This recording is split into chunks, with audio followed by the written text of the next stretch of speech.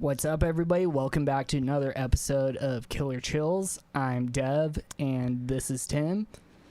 And today, we're talking about a real mega doozy. Old doozy. Old for sure. Yeah. Because this was almost 100 years ago. Well, I mean, he was born 100. He was born 100 years ago, but it was close like to it, like 80. It might as well be 100. We're rounding up. We're rounding. It was like 80, 70 years ago. The 1940s. He wouldn't be alive by now. For Still, obvious reasons. Right. There's no way this man would have lived to be 100 plus years old. No, there's not. That's true. No, there's not. No. Because he would have been like, what, 114? Yeah, somewhere around there. Yeah. Close to that. That was a while ago. So, Anyway, yeah. The messed up thing about this one is, like, this dude is just so bad in every sense. Like, we're going to have to put a warning up because there's going to be some graphic stuff that we're going to be covering from a range of things. So, again, just a warning. I'm going to count down. 5, 4, 3, 2, 1. We're going to be talking about Nazis and sexual assault. So it's not a good combination of things. So no, it's not. That's pretty much the worst. That's like that's like the anti-alt-right movement and the Me Too movement right now. Yeah, this is going to be a bad one. So here's how bad this guy really was. Even the Nazis were like, okay, we got to get rid of this guy. And before I even say his name, if you haven't figured it out by now, which by the thumbnail you probably did. Yep. But Paul Ogorzow, he was so bad at being a serial killer. He failed many times. And when he did succeed, it was just so messed up. Like, it's something we see very common with every other serial killer, but this guy, man. Yeah, I would say that having a serial killer against the backdrop of 1940s, like World War II era Nazi Germany, is rather interesting in and of itself. Just because we don't really hear a lot about the inner workings of how the Nazi government worked in regards to, normal police activity. They had their police force. I'll post it here because I cannot pronounce it. But they basically were the division of the Nazi government that handled all police activity, since everything was kind of militarized. Yes. Berlin was constantly going. Yes, this takes place in Berlin, specifically the eastern suburbs of Berlin, and they would have, was getting bombed quite often by the Allies, and they would have frequent blackouts, as would London. All these cities mainly would have blackouts at the time, and this individual would take advantage of said blackouts to go ahead and commit his nefarious deeds. So I think we should cover like what a blackout is. So in similar times, the closest thing we could kind of rake it to is the stay-at-home order when a bunch of riots and protests were breaking out. It was similar to that, but in the sense what a blackout was is everything had to be dark. Yep. There's to be no lights left on, and when there was lights, when you would look at street lights, every other light would be on, and even then it would be at half dim. And the purpose of that was so when a bomber or any like plane or spotter plane, anything like that would fly over, it would make it really difficult for them to see. So they couldn't bomb anything. Right. It made targets kind of hard to locate. Once Paul realized this too, he used that to his advantage, but we'll get into that later once we start discussing his MO and everything like that. So where did this guy start? Where did he come from? What? So Paul Ogorzow. So he was born September 29th, 1912.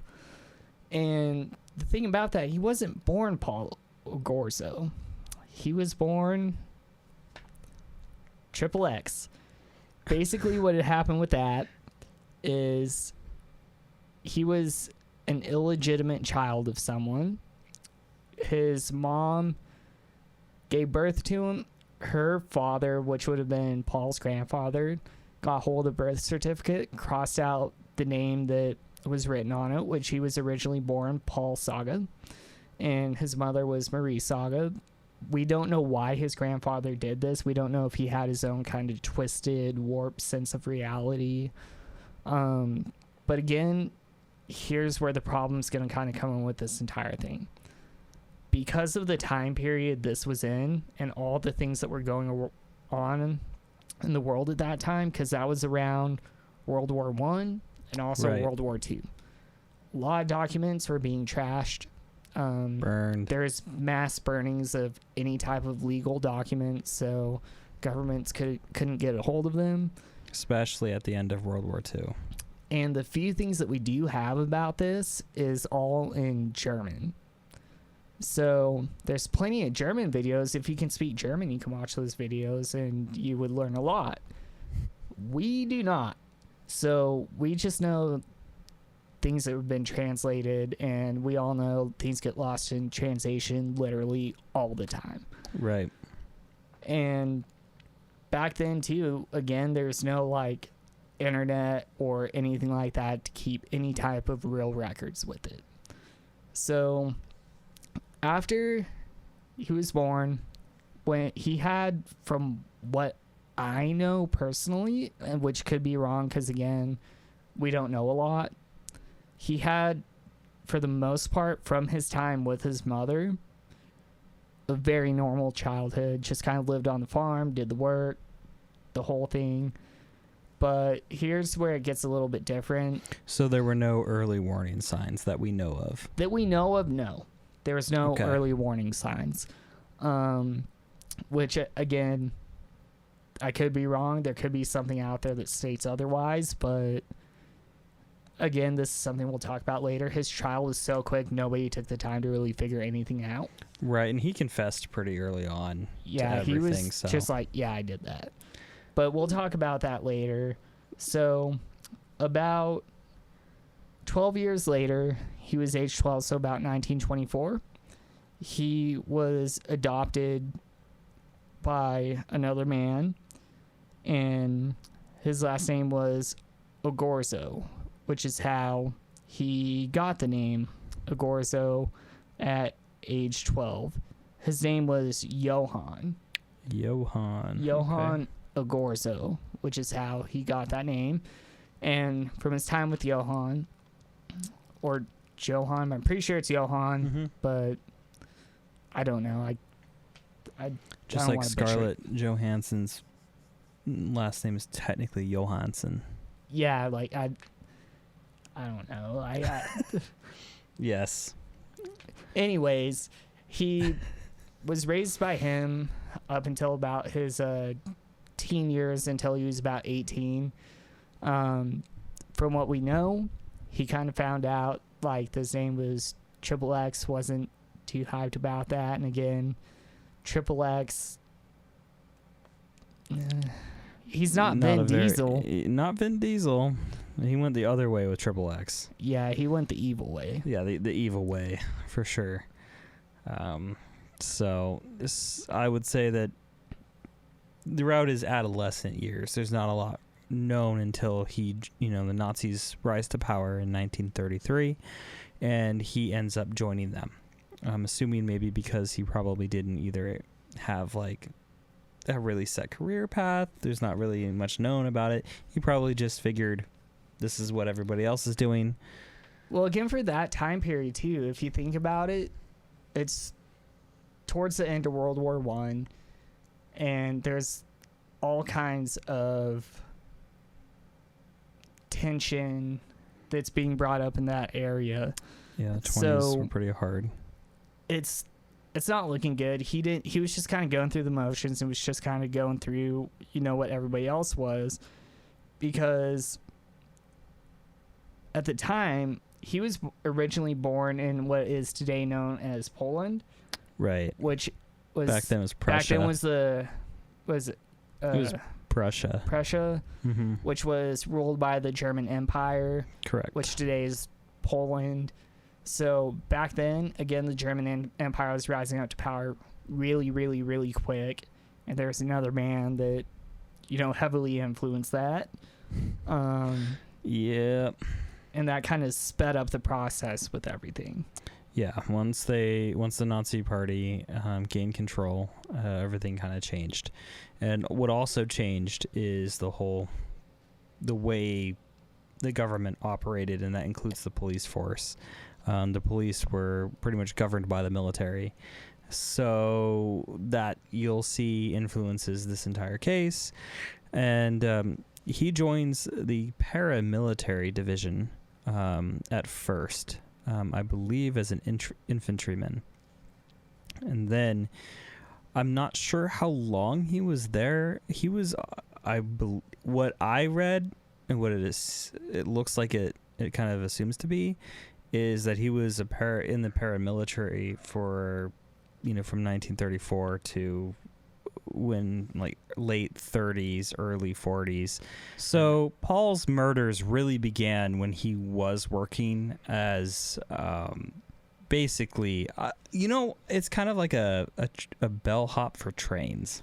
Yeah, what it was he was a signalman, or assistant signalman. Right. So, like we briefly just touched on, he would basically he would be a spotter for trains, and when a train was coming, he'd alert the actual signalman.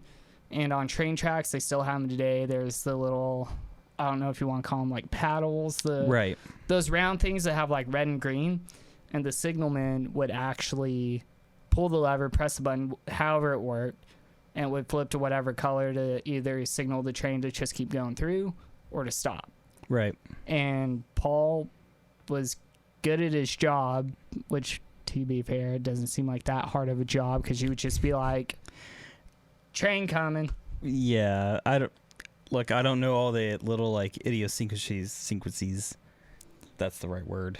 I don't ever use Nicks that. and crannies. Yeah, of all the details of this job, but it basically gave him the freedom to be there late at night and to be there after hours.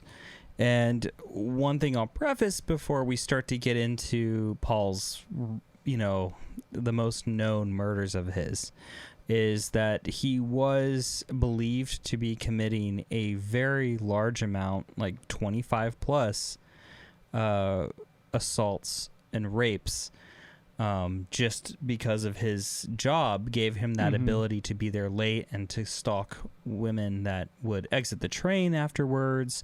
After hours, they'd be alone without any type of accompaniment.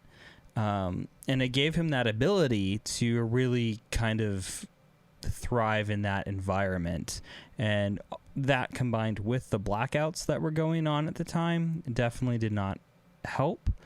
But then, of course, normal assault and unfortunately, what we consider normal rape progressed into murder. And I'm glad you brought that up too, because again, for the sake of the podcast, we're only going to be covering the murders and attempted murders, because if we went through every single victim he had, too much. There's way too much. And two, there's, again, this time period, we've said it over and over and over again, there's not a whole lot of information that we have, because a lot of these documents really were burned just because lost. They're lost or burned because, again, that time Germany was trying to hide whatever they could and just pretty much like destroy it from history. Right. So what we do know is that there were 31 plus accounts of assault and rape that were actually attributed to him based off of where he was in the I'm gonna say Karlshurst area. I am not saying that right again, but in that area, basically, they attributed, after he was caught, of course, they attributed these 31 plus assaults and rapes to him. He admitted to them. So that was going on prior to his first murder, which actually happened in October of 1940, and that was unfortunately Gertrude Ditter, which Gertrude was actually the name of his wife.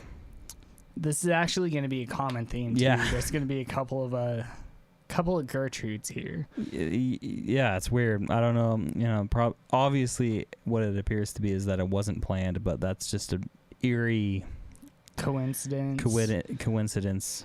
And the thing about that too, there's all kinds of theories and speculations that he had some type of anger or resentment towards his wife. She did say he was abusive. He was abusive. That wasn't something that she ever hid, and I believe it was his daughter. Also came out later and said when he was home, she was like, him and my mom. I don't know why I was fumbling over my words like that. It's all good. It's organic. It's organic. Real. But anyways, there is all kinds of talks of her just being like, he was abusive. In my research, I never saw anything where he was abusive towards her.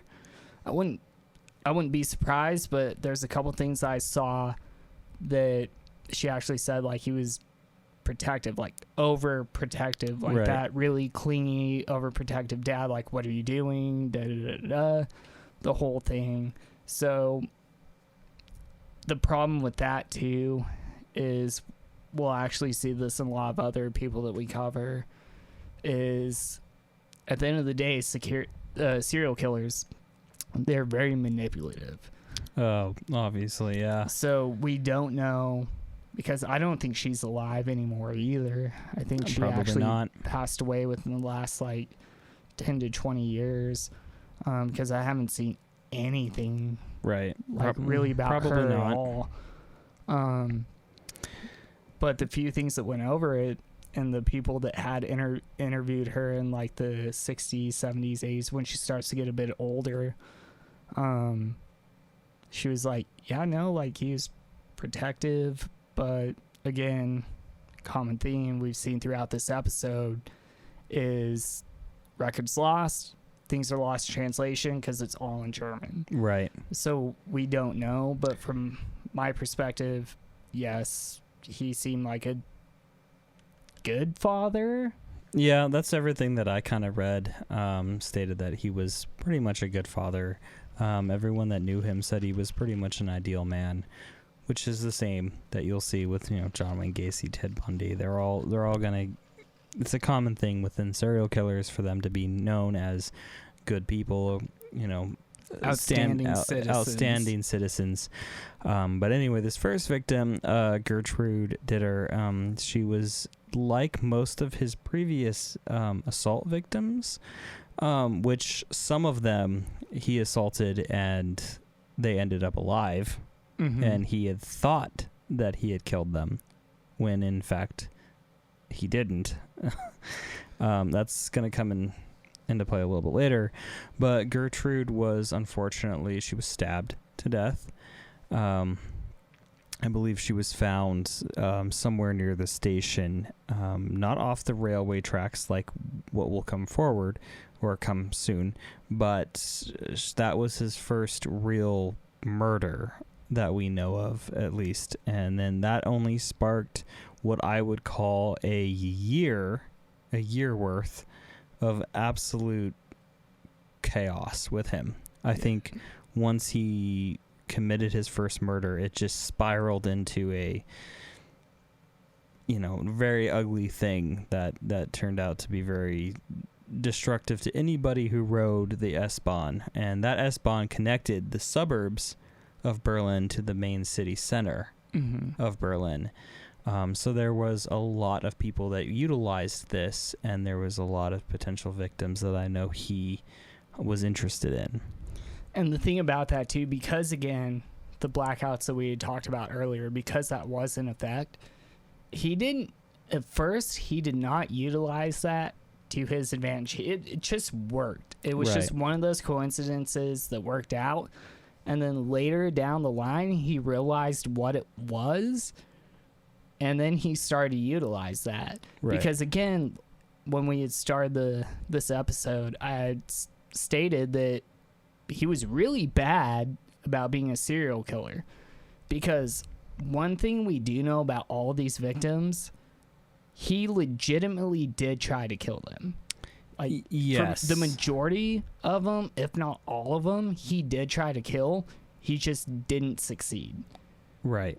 And he didn't. Once he kind of started to get the flow of things, then he started to kind of double check, if you will. What was the quote from Zombieland? Double tap. Yeah, double.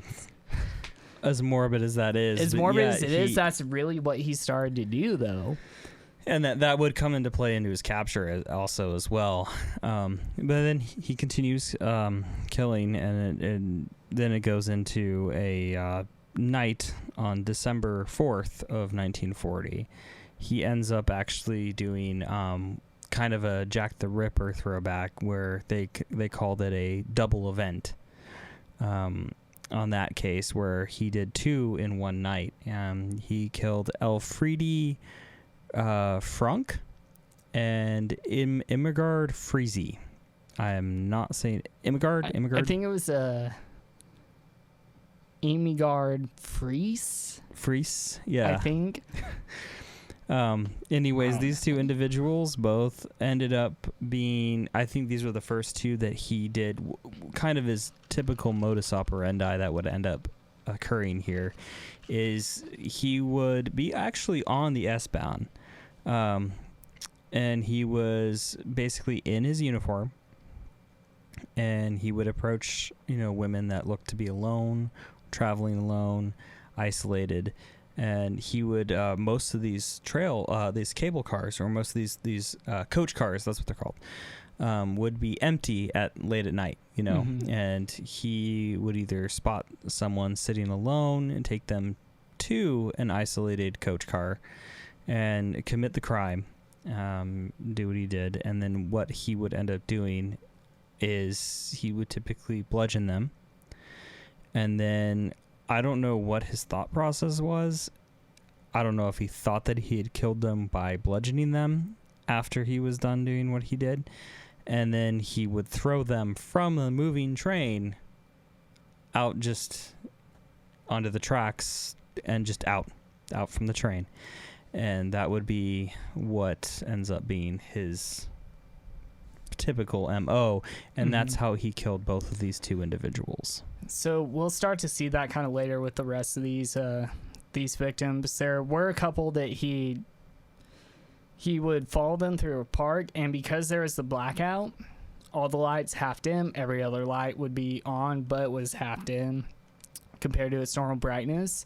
So what he would do too with that is he would go, and because he looked like he had authority, he was wearing the S-Bahn uniform. Yep. He kind of carried himself like he was official, which unfortunately, like, he was, but not the way that should have been. Oh, I think you're actually referring to Miss Friese. Yes. Because he was on the train. The flashlight. Yeah, he was on the train. Elfriede Frank. He killed her on the train, threw her from the train, and then at the end of his shift, when he was getting off, he noticed Miss Friese getting off the train, I believe, Mm-hmm. and then that's when he followed her into the park and proceeded. Shined the flashlight. Yeah. And one thing too that I really want to try to drive home with this too, because most people today and everybody that I've listened to, I actually kind of tested this theory myself, because I really wanted to see if it really was as disorienting as it was. I sat in my room, completely dark, had the lights off, and then like, I have the Alexa thing. You could hook up all this nonsense. I have a ring light that gets really bright. Just, hey, Alexa, turn on the ring light, and it turns on, and it's all bright, and it's really obnoxious. And when you see that initial burst of light, and granted, I was expecting it because I was telling it, so I was kind of prepared for it. When you're in that situation, you're just walking home from your long day at work, and you have a light shined in your face that's as bright as that was. Because keep in mind, these were military-issued flashlights. Right. For that, they might not be as good as what we have now, but back then, it was probably pretty good for the most part. And certainly wasn't bad. He would shine it in their face, and it would just be disorienting, and they'd be literally just doing like in movies, like kind of like feeling around like what's going on. Right, and this is all late at night. Late. And it's like it's pitch black, and there's plenty of things that have even nothing to do with like this case at all. But people that just lived in that town, like you go and read their memoirs, diaries, whatever it may be, and they're like, you could walk down the street and hold your hand in front of your face and not be able to see it at all, because that's how dark it was. And keep in mind, because of all the things that were going on in that era, the sky, like, there's no stars. You can't see because all the smoke, everything that's going on, the other bombs and other areas around that specific location. There was just a significant amount of industrialization over Berlin anyways, so that probably just made it like the smog. Like you couldn't see, and that's one thing that a lot of people try to argue about this on the internet, and it's like, but have you really gone and tried something like that? Because you cannot see. Exactly. So yeah, you can't see, and it makes it doubly terrifying to anybody who's walking alone at night.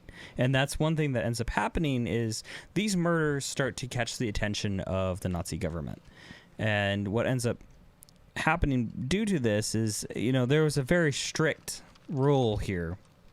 This is mid-war, like this is 1940, 41.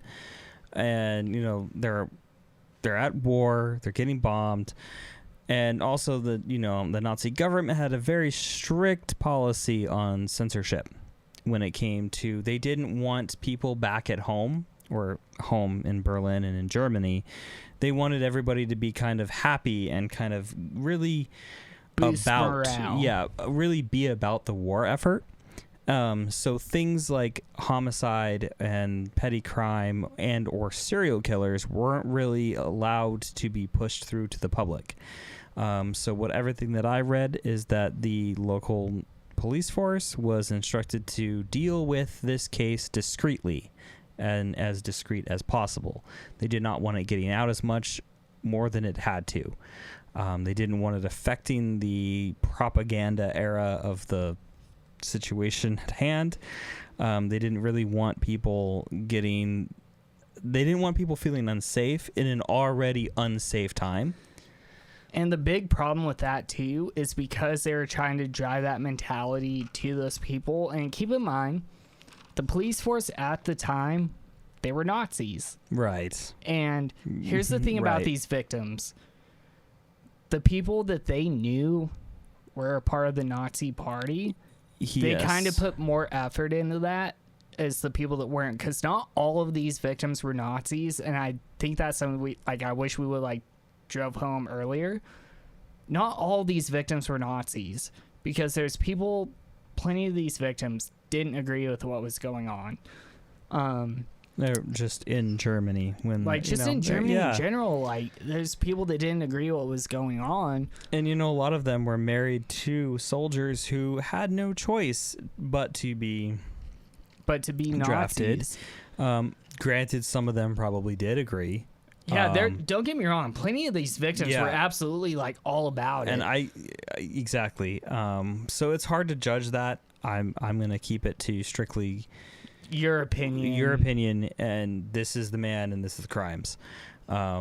Just because, yes, he did target people and women within Berlin, and most of them he did state in his confession eventually that he was going after what he assumed was going to be a midwife who had a soldier out at war, so she would be alone, wouldn't have a husband. That was his primary target. Yep. And so he knew that they were going to be alone, and that was his target. So then he goes on, and in December he murders Elizabeth. What is it? Brumgar? I think it was Beaugarner. Beaugarner. And she's found by railroad workers along the side of the tracks, and she had been thrown from the train yet again. And she had died from her injuries that apparently she suffered from being thrown, but she had been assaulted. She had been abused, presumably on the train by Paul. So that's going to be a reoccurring thing that you'll see here in his next two victims. And what makes these next two victims kind of odd is, you know how we were stating earlier that he made several mistakes early on by not necessarily finishing the job. He didn't murder them. He would assault them. He thought they were dead, but no, they got discovered. They went to the hospital and they made a full recovery. His next two victims would actually make it to the hospital, but they would die in the hospital because of their injuries. Because of their injuries. So I don't know, I've heard several things about what he would do mainly, and it was strangulation. Sometimes it was stabbing, and this would all occur at this time period on a coach carrier on the train, which is insane. Like, there's got to be other people in the train, right? But not in that car, but in other cars. So what the thing that he would do was, me and you had talked about this off the air, he was very gung-ho about sexual activity. Yeah. So kind of something that he developed early on was, because he realized the authority that he had on that train because of his job and the fact that he was also part of the S-Bahn. He used that to his advantage. He used it to his advantage, but also didn't totally realize it was to his advantage. Right.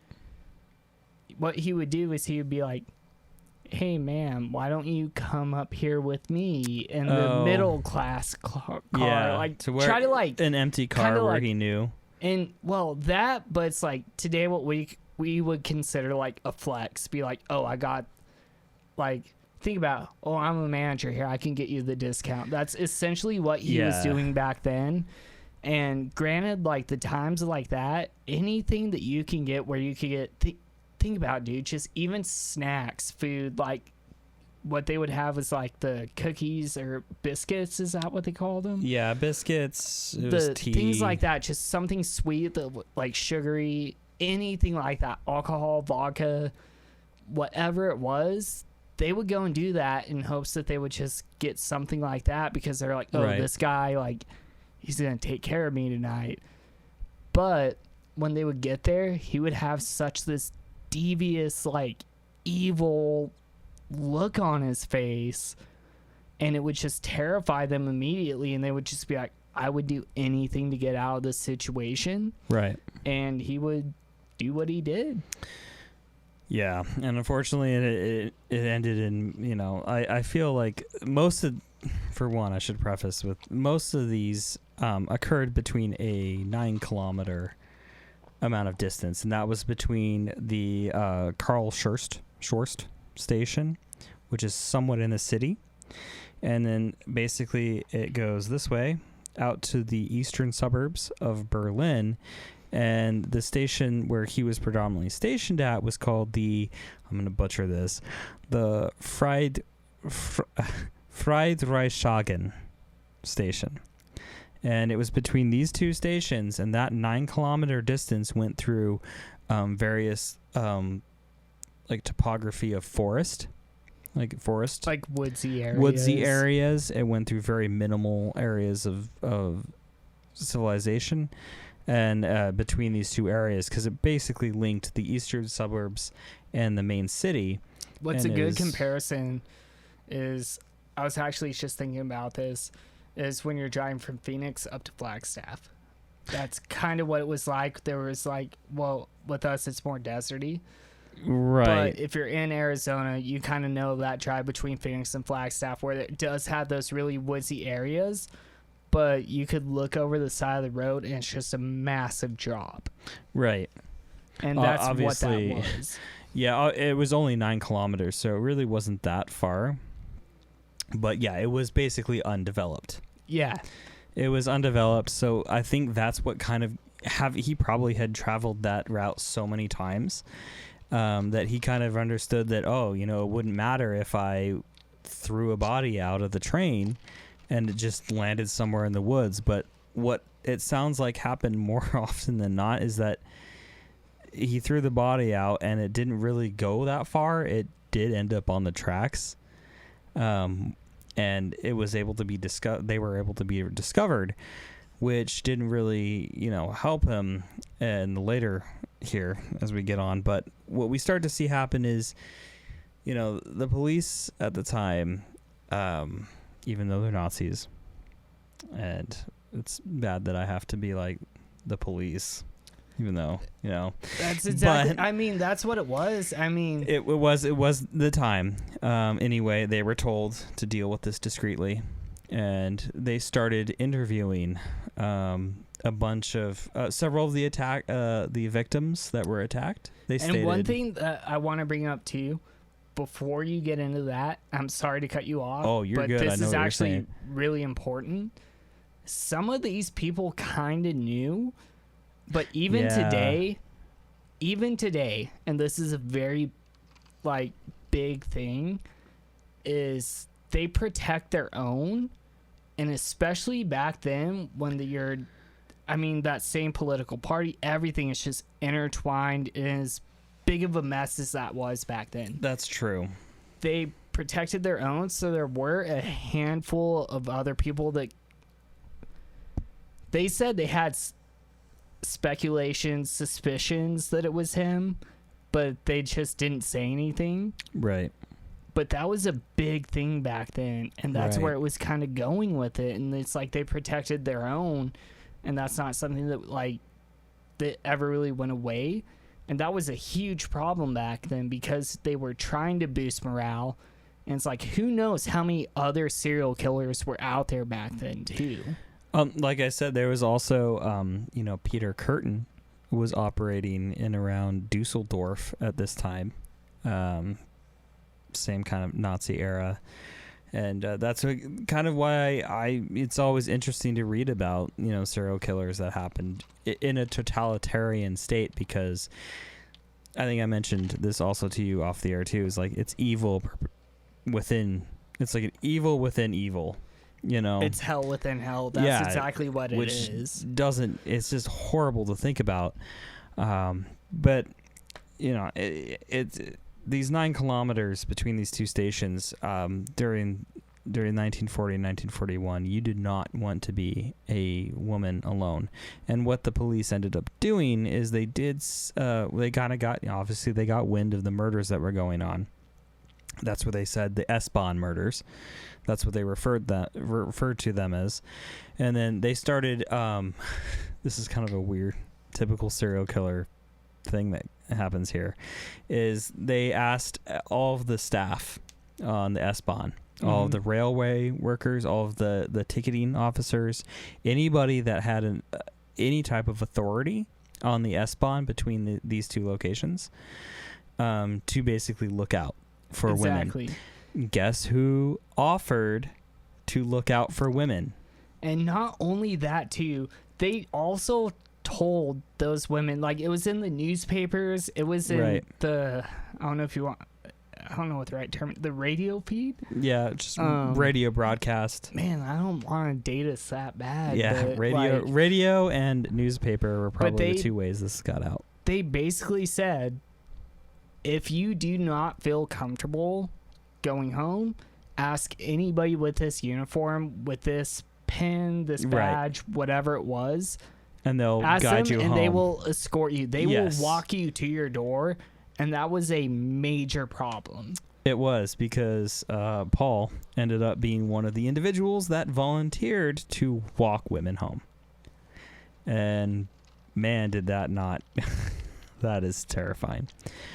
But it wasn't until after the murder of his last victim, Johanna Voigt, she was once again thrown from the train. It was discovered that she had been bludgeoned prior and assaulted. And it wasn't until after this that they started, the police really started looking at railway workers or anybody that they started realizing that, oh, we should probably be looking at people that actually work in this scenario. So, and that was like the major problem too, is because at first they didn't peg anyone who was in the S-Bahn that had any type of authority. They assumed that they were all like Nazi party, like, right. They were the ideal citizens back then. Oh, that they was thought the Nazis major, were perfect. We as not their ideology was like, we should be perfect. Exactly, and that's why should we murder? I'm like, that's not really? how it should be, you know. But the problem was they went after people that this actually like breaks my heart, because there's this one story is there's this mom and pop shop that was it was a I guess, like, I want to talk to my mom about this, but I don't want to make my mom sound old. But what would be considered like a malt shop, like those fancy like soda shop, milkshake shops. Yeah. There's somebody that was, I think it was actually the owner.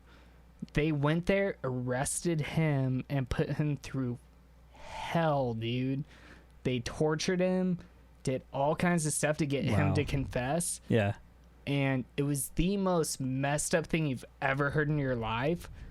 And he was completely innocent. And the thing was, this dude wasn't even part of the Nazi party. Like, he disagreed with everything entirely. Yeah. And this dude, like, he lived till about the 80s, 90s. He lived to be about in his 80s. He was an old dude. Like, so he survived everything. But they put him through hell trying to get him to admit to the things that Paul did, right, which he did not do, because he was just so like accepting of everybody. He was just like this loving, like, it didn't fit the MO. It didn't fit the MO at all. But they're just like, this guy stands out from what we believe, so we're gonna go after him. Right. And he wasn't the only person either. There's plenty of other people. They didn't want to believe it was one of their own. No, they actually thought it was one of the railway workers, like the just underclass like people. the people schlepping and stuff. Yeah. But no, it wasn't actually until they searched a bunch of the actual the people in the Nazi party, like Paul, that were ticketing officers and going through and taking tickets, going through managing the signal booth, basically doing a lot of the higher up positions within the railway business, or at the time. It wasn't until they searched a bunch of them, all of their quarters, all of their lockers and everything at work, that they discovered that a lot of his work uniforms, which is I'm going to bring up after this, some of the work uniforms were had like blood on them. Yeah.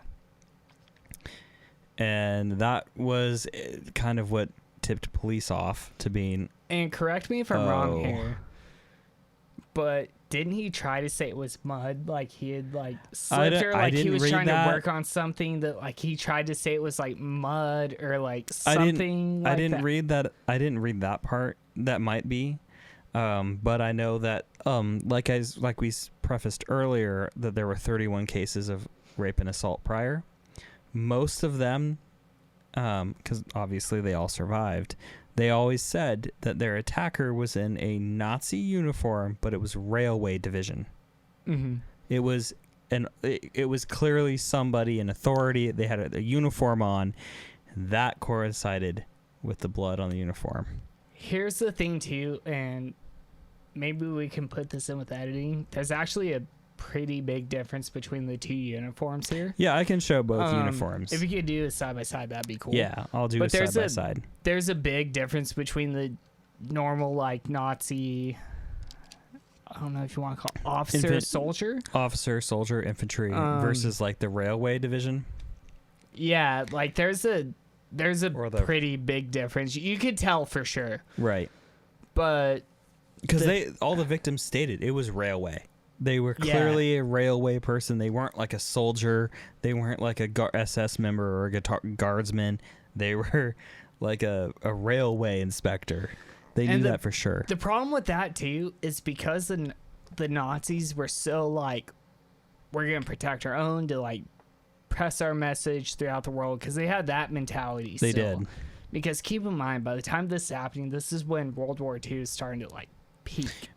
Yeah, it's ramping up for sure. So like everybody I don't want to say everybody, but the majority of the people were like gung ho, like, yeah, we're gonna do this. Unfortunately. That's the sad thing about up that we even have to say this. It is. But they protected their own. They did.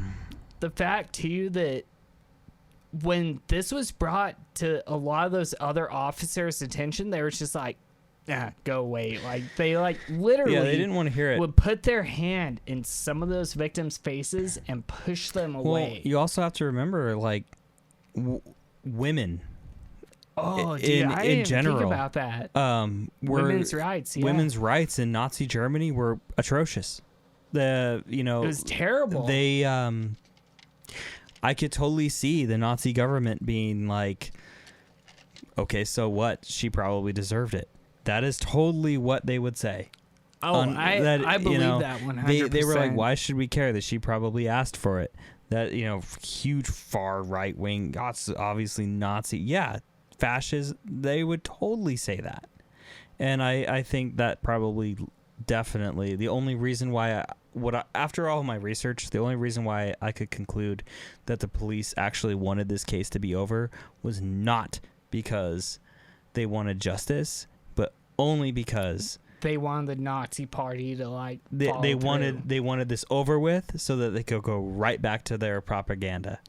Oh, it was what is every effed up. Single theory I've seen about this, that's all what's pointed back to. Yep. Regardless of what side you are on about this case, every single theory. I'm sure there's that one jabroni out there that's like, nah, that's not all what it was. But it totally was. The only reason to that same exact thing. It all intertwines. They couldn't care less about women's rights or that the fact that these women were getting murdered. They only wanted it done because they wanted to go right back to propaganda. Because you know who wanted that. Yeah. I think that brings us perfectly into the end of this. Yeah. His capture where he ends up trying to blame it on, lo and behold, a Jewish doctor who diagnosed him with gonorrhea. And I have to laugh about this because this is so ridiculous to me. Because there are STDs, if the infection does get bad enough, it will affect your brain. However, gonorrhea does not do that. No, it doesn't actually, I don't believe. No, it was I could syphilis. Be wrong. I think it is syphilis. If I'm wrong, try to pump it in the edit somehow. I'm gonna do a big I'm gonna do one big thing here, and this is a giant thing, and I'll bleep it out. To not only the government at the time, obviously, and to everyone that still believes in that, I have to bleep that too. But I'm gonna go ahead. A big, gigantic you to anyone that is still involved in that ideology. Wait, is it what we're talking about right now? Like the things that are going on right now in the world? Oh yeah, anyone who still has this ideology. Dude, I could go on a tangent. I'm about to use a metalcore vocalist right now. Oh yeah, no, anyone who still thinks this. Oh dude, yeah, I'm so have sick of this a test right now because this is just ridiculous. But yes, and because I didn't actually make that until I was researching. I'm like, oh, you know what? This makes total sense that the police did not give a flying F about these women. They didn't, dude. It's fucked up, and I'm like sick of this shit. Yeah, they didn't care, and it hasn't fucking changed. And I that's wonder, the fucking problem. Oh, it's so bad. All right, let's calm down a little bit, because Nazism can get. God, I hate Nazis, dude.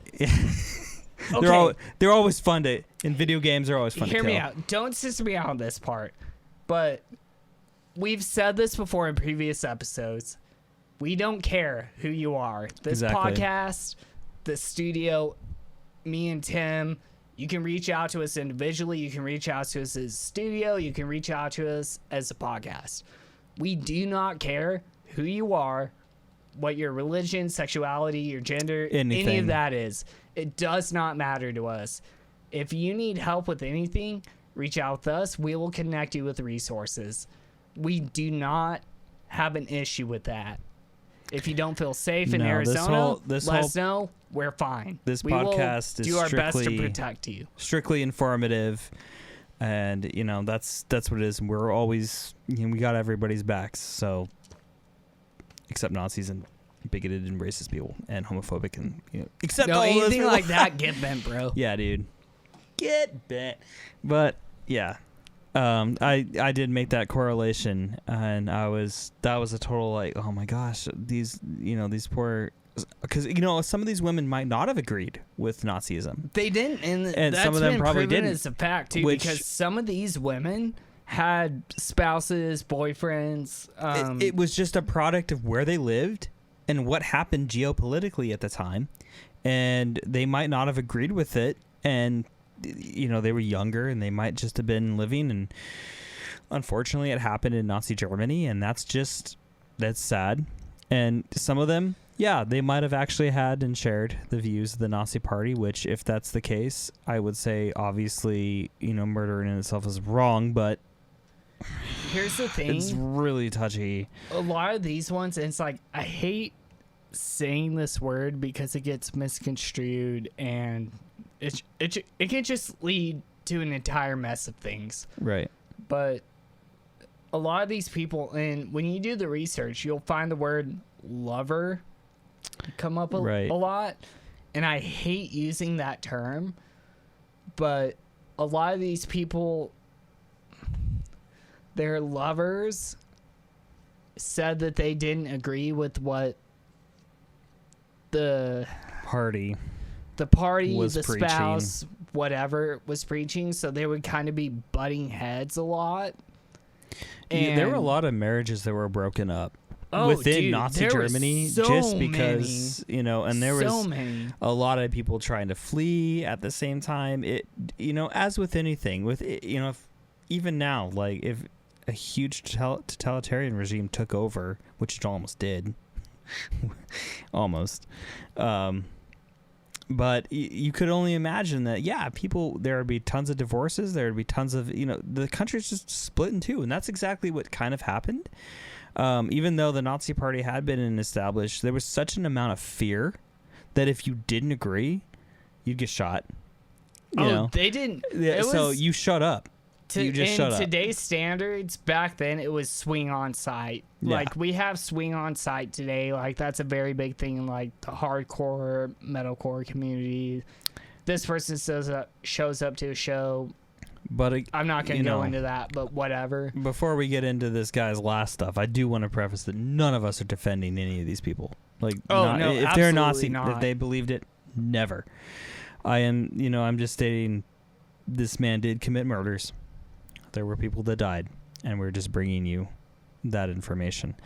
And I guess I think that's a good immediate segue into how he got caught and his eventual demise. I'll let you take this one over because I need to chill out for a second.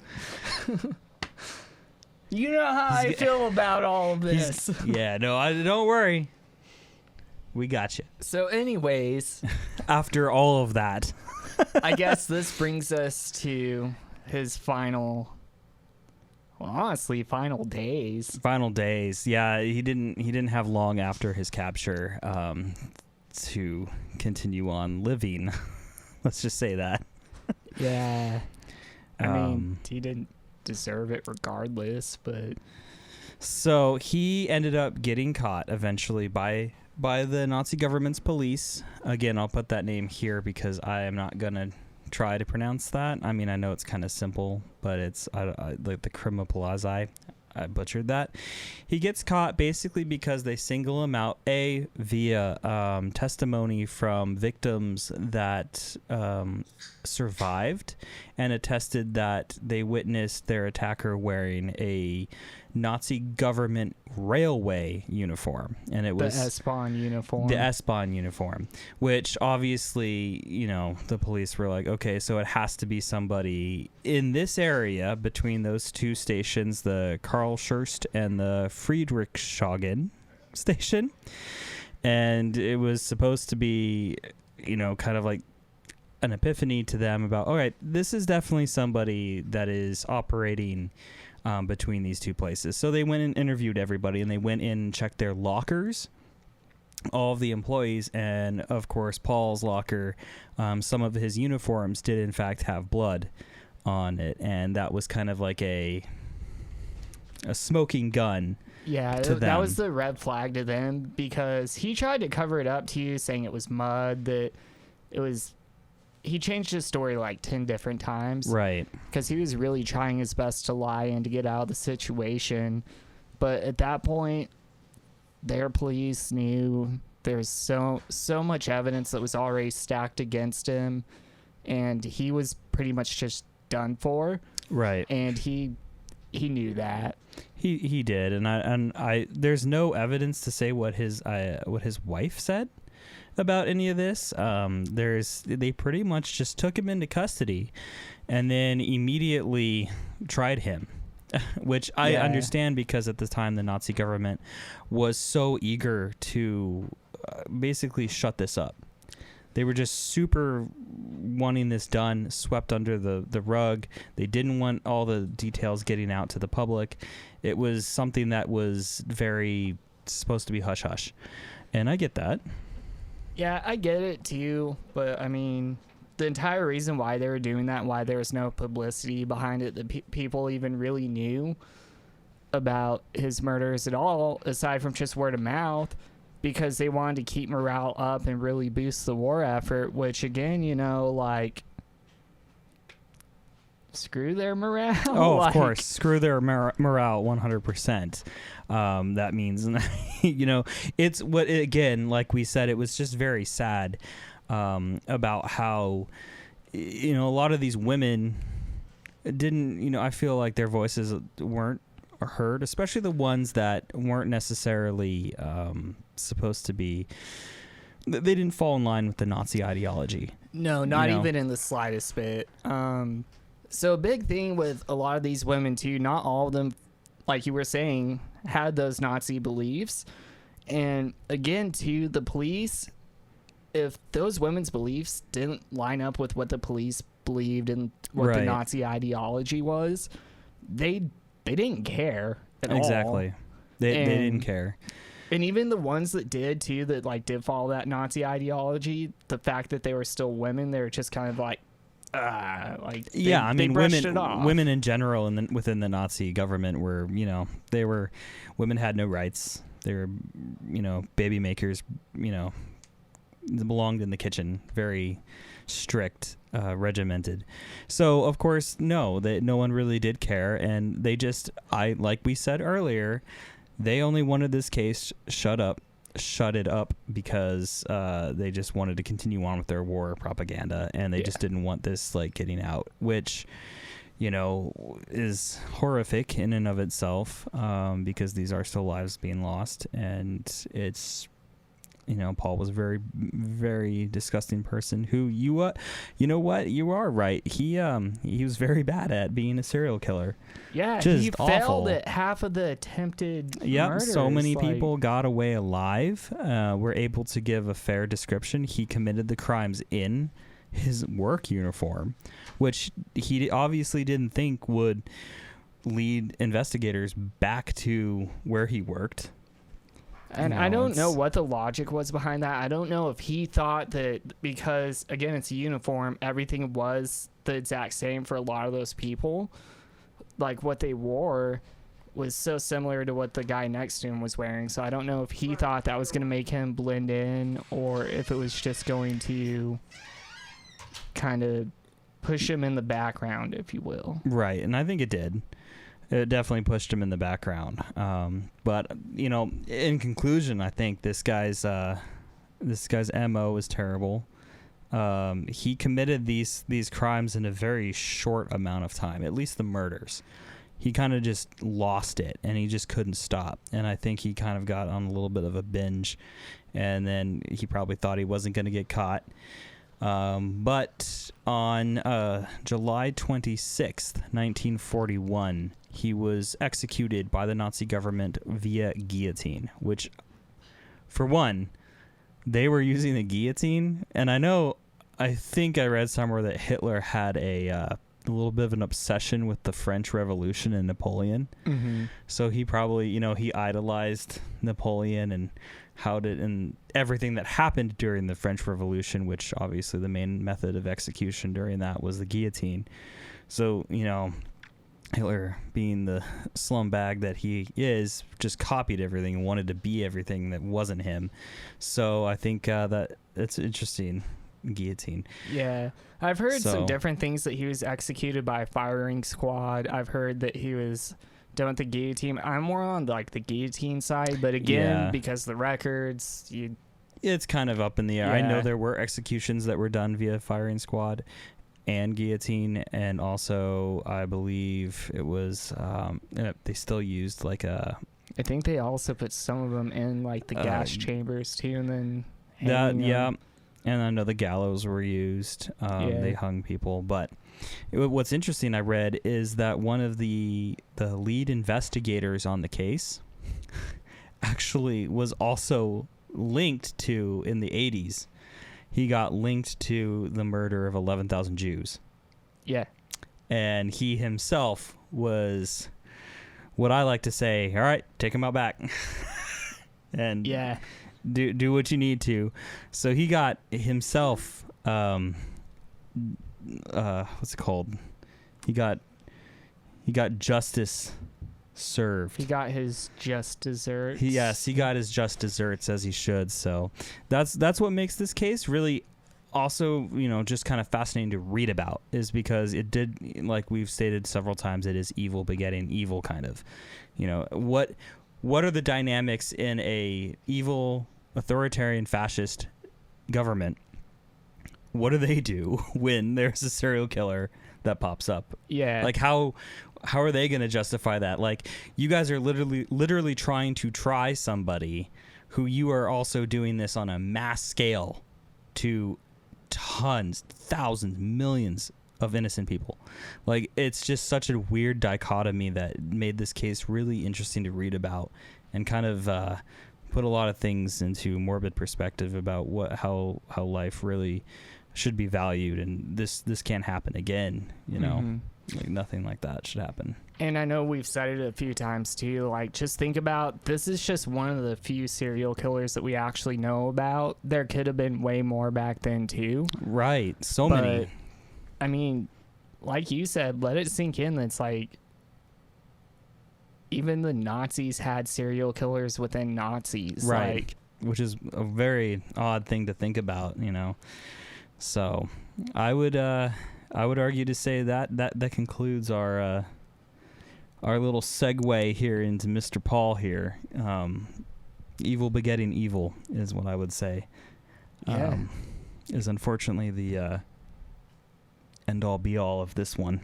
Yeah, this was a really hard one to cover because the lack of information and the fact that everything is basically in German, and the only thing that we have in English was translated by someone else. Yeah.